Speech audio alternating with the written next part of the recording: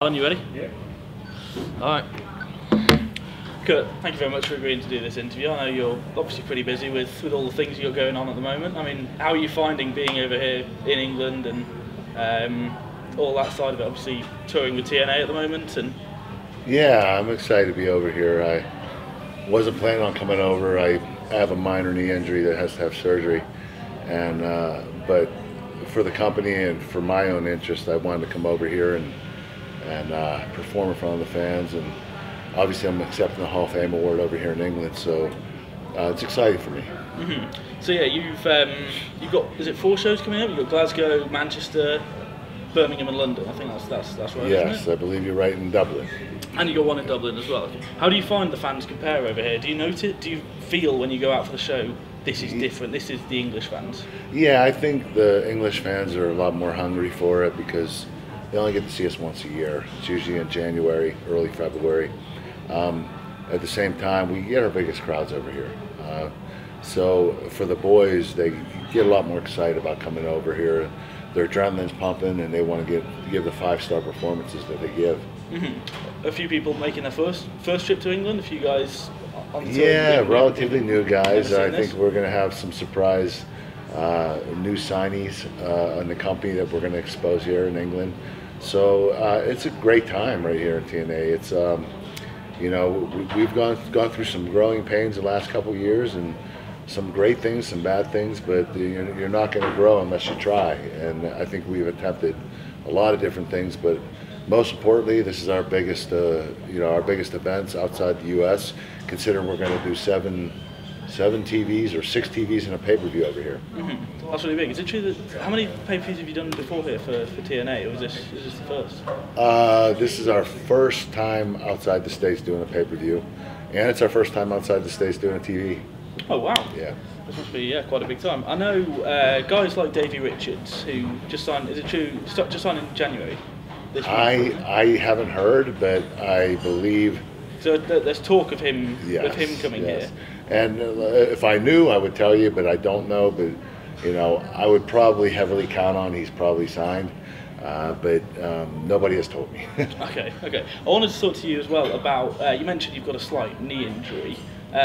Just kind of how is it wrestling through injuries? It kind of seems like every other kind of sport, every other event, if you're injured, you're out. Yeah, wrestling, you famously wrestled through a broken neck and things. I mean, people have done these extraordinary things. Yeah, you have to learn in pro wrestling how to work around the injuries. You have to remember we don't have an off season, so we go year round. And if you're not going year round and performing for the fans, they're going to get a little frustrated. So you have to learn how to work around injuries. I injured this knee in October and probably should have had surgery back then, but I put it off because of my angle with Bobby Roode, and it just ended, I believe, on Sunday night over here in a cage match that I had with Bobby. So you learn to work around injuries, and if you don't, then you're not on the TV every week, and if you're not on TV every week, then you're not being exposed, and you can't become a bigger superstar. So you have to do that. Mm-hmm. In terms of stardom in general, then I know you started moving into doing movies. You did Warrior with Tom Hardy, Joel Edgerton. I mean, is that something you're looking more and more at? You want to do as many movies as possible? Yeah. I'm looking to sign with an agency. I've been pretty blessed so far to have the movies I've been in, Dylan Dog and Warrior and Pain and Gain, without an agency. But you want to have that agency backing you up. So those are my next steps. But right now, my focus is solely on wrestling and what I can do to keep having those great matches.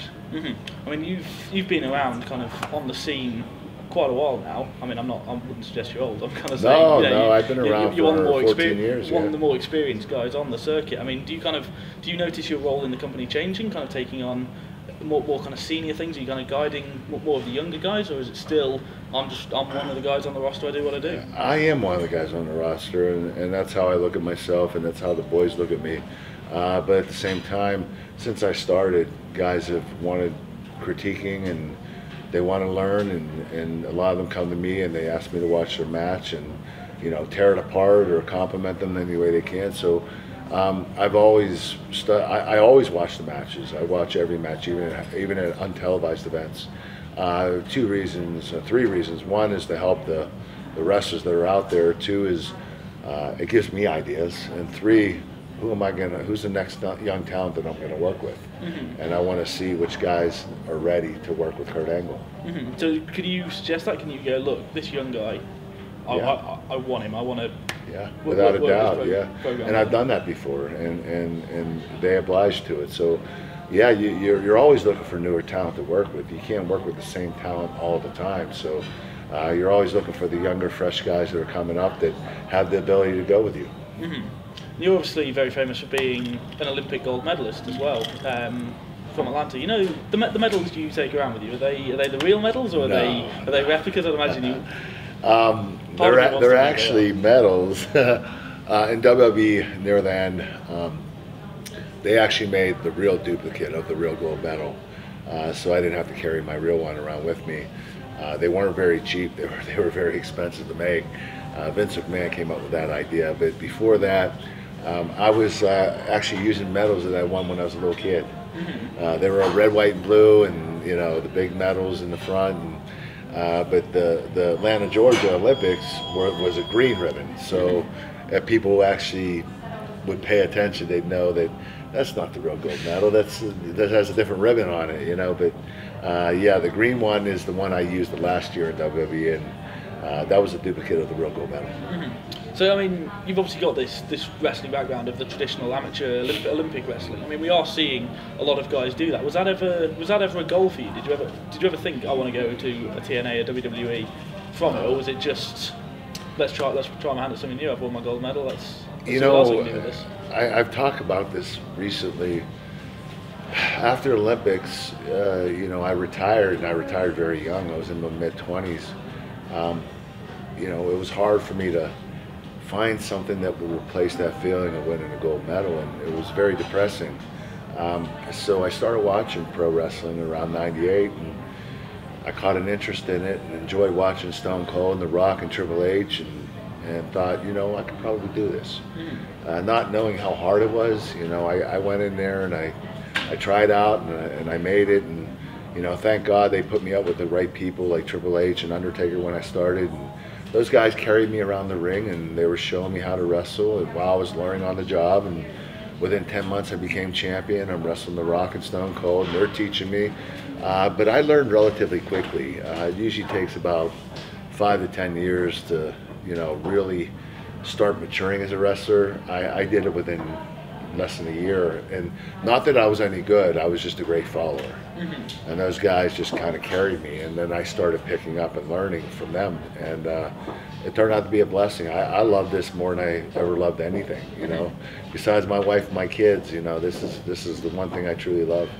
So you say you got into it around '98, around a similar time as I did. I mean, I would have only been 7 or 8 around then. But I mean, to watch these guys who you say, your Rocks, your Stone Colds, and then to within a few years to be kind of wrestling them on some of the biggest shows in the world. I mean, you couldn't have ever dreamed when you got into it that suddenly you would go that quickly to being that big a star, could you? Yeah, I've always set my goals high, and I wouldn't want a gold medal in the Olympics if I didn't. And when I started in pro wrestling, it wasn't like I just wanted to make it.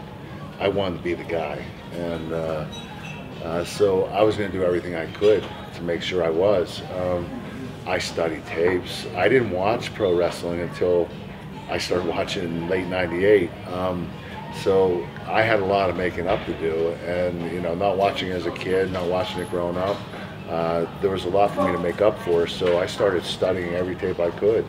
I was studying Ric Flair back in the '70s and '80s, and learning his psychology, and Ted DiBiase and Murdoch, and Arn Anderson. Learning from those guys, seeing old tapes really helped me out a lot.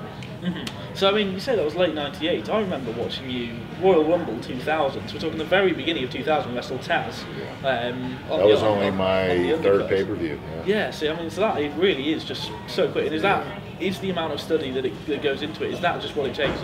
If you want to be really, really good at this, if you want to be one of the best, you really have to just study and learn from the best. Yeah, it's and Taz was a great example of a guy that really helped me out quite a bit. These guys, you would think in the sport like this or an entertainment like this that these guys would be selfish and not want you to escalate, but I had more help, and maybe it was the respect I got because of being a gold medalist. But these guys really kind of gave themselves to me and let me learn the right way. And you know, I allow them to throw me around the ring, whatever they want to do with me. And in turn, they help me so much, and not just technique wise, but there's a psychology in wrestling, there's storytelling, and it's something I couldn't quite get that first year, and I started picking up after that, and it was because of those great workers. So I mean, so when you do first come into it, you kind of, obviously you're an Olympic gold medalist, you've got the kind of the natural athleticism side of it. What about the kind of the acting side, the promo cutting? I mean, did you struggle with that, or did you kind of go, I'm kind of charismatic, I'll just run with it? Like, you know, to be truthful with you, I didn't know. I always thought I had a good personality, but you know, I was a little bit shy going in, and we didn't really work hard at that. You know, Vince McMahon had an idea for me, and it was to be the Olympic gold medalist that acted like people loved him, but they really are going to hate him. He came up with that whole heel thing at the beginning, and I embraced it. And you know, Vince, my first promo I had to do, Vince said it to me, and it took him 5 minutes to tell me, and he said, go do it. And I thought, oh my gosh, I can't remember one thing he said. And I went out there and I did it. So it was one of those things where he was going to throw me in the water, and if I swam, I swam. If I sunk, I sunk, and I swam.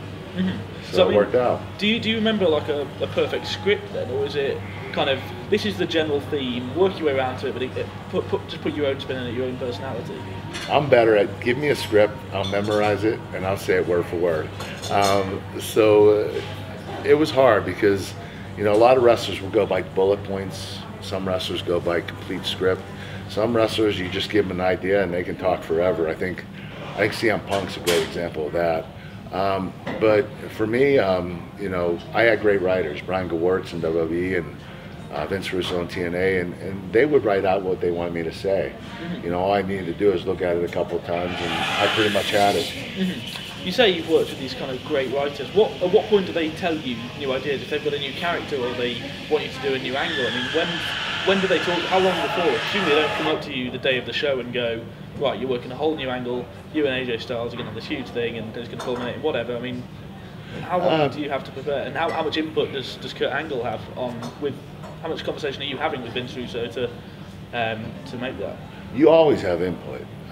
You need to have input because only you know yourself. I mean, you know yourself better than anybody else and how you can deliver it.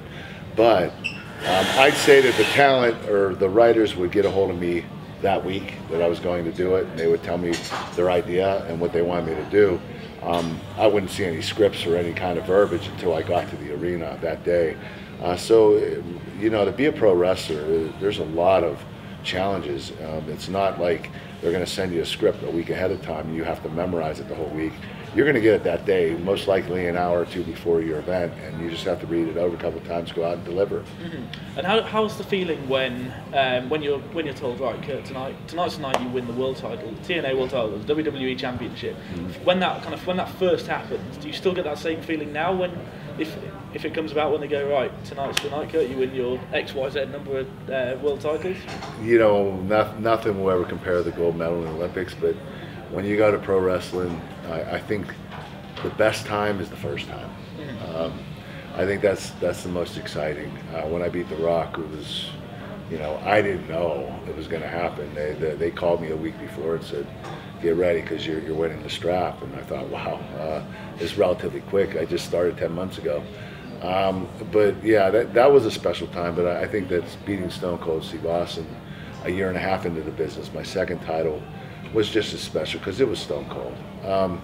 Other than that, it's been an honor, but it's not the feeling that you got when you won it the first time. It's still a nice feeling, but you know, it shows the company has faith in you and they have confidence in you. But at the same time, I think when you win the title so many times, all you really care about is making sure that you're in featured matches and making sure you have the best matches. As long as that happens, you know, the title will eventually come back to you. So you can't worry about that. You talk of the company having faith in you. You talk of kind of them, you know, feeling like you're the guy. I mean, obviously you're a few days away from being inducted into the Hall of Fame. There can't be any more any bigger honour at the moment? Yeah, no, there isn't. You know, you couldn't throw a world title at me right now, and that mean more than being in the Hall of Fame, especially being second behind Sting. Sting's the man. I love him, and it just shows the confidence the company has in you. Because usually when you get inducted into a Hall of Fame, it's usually when you're retired, and to get inducted while I'm still in the middle of my career, it's a huge honor. I'm looking forward to it, and especially being in front of the English crowd. Why have they decided to do it over here? Because I know with WWE, obviously, it's the night before WrestleMania. It's in front of thousands of people in whatever arena in New Orleans or East Rutherford, whatever. Why have they chosen to do it at Wembley then? I think because of the crowd. I believe that it's going to be our biggest crowd, our most excited crowd. I refused it at Bound for Glory, and there are reasons other than coming here to England, but it had to do with some personal reasons for me. But at the same time, this was the best time, and this was the best moment. This is going to be the best crowd, so I might as well get it right here in London, England. It doesn't get any bigger or better than that. Now, I mean, I'll say it very quietly, but I heard earlier today you saying you prefer being in Manchester to being in London. Is that true? Yeah, you know what? I'm not a big city guy. I come from Pittsburgh, but it's not that big of a city. And when I visit LA or New York City, it's always nice to visit, but I always say, I don't think I could live here. Manchester's more of a laid-back city. I like the atmosphere here. I live that way, and I don't think I want to live any other way. How's the Manchester wrestling crowd? Oh, it's always good. Every year we debate on where our final match will be. Will it be in London or Manchester? And every year London wins, and it's because of the international travel. When we're done with London, we go straight to the airport, we can go home. If we were here in Manchester, obviously we'd have to drive 4 hours. So that's probably the reason it wins. But other than that, you can't compare the two. So you're in England now. What happens next? Is it just straight back to the States, straight back to doing what you do there, or are you kind of doing the whole going around Europe thing? Oh, I wish. No, I have to get back for the surgery. Right. The quicker I have it, the quicker I could be back. And I don't like missing action, so it's important for me to have this surgery as quick as I can. I'm having it right when I get out. That's as soon as you get home. Yes, sir. And how long are you expecting to be out for? The doctors say 8 weeks, but I don't think so. I think I'll be back a lot earlier. You always have to feel your body and see where you are. There's a reason it's going to be 8 weeks, and it has a lot to do with arthritis in my knee. But at the same time, I've always healed quickly. So anytime I've ever had a surgery or an injury, I've always healed in half the time and been back in half the time. So I plan on making it by 4 to 5 weeks after I have the surgery. Did it ever get any easier, having all the surgeries, having the injuries, wrestling through it? Do you kind of go after a while, it becomes more of a niggle, or is it still just as hard as the first time? It's always hard, but it comes with the territory. You're in pro wrestling, you're going to have injuries. You're going to have injuries, you're going to have surgeries, and you have to deal with it, cope with it, rehab as quick as possible, and get back in the mix. I wanted to talk as well, just going back to the point about, sorry, I'm segueing all over the place. No, that's all right. Going back to the point about you coming into the industry, you came into it from an Olympic wrestling background, and we're starting to see more and more people coming in from all over the place. You get the guys coming in who played college football, you've got the guys coming in who are amateur wrestlers, you've got the guys coming in who are cage fighters, kind of the MMA guys. I mean, is that just to have as many different people on screen, or is that because there's a lack of the small indie promotions? Well, if you're going to bring someone in to be a pro wrestler, why not bring in somebody that's a world-class athlete? That doesn't mean they're going to be a great pro wrestler. As a matter of fact, it doesn't mean anything. But to have the athletic ability is always a plus.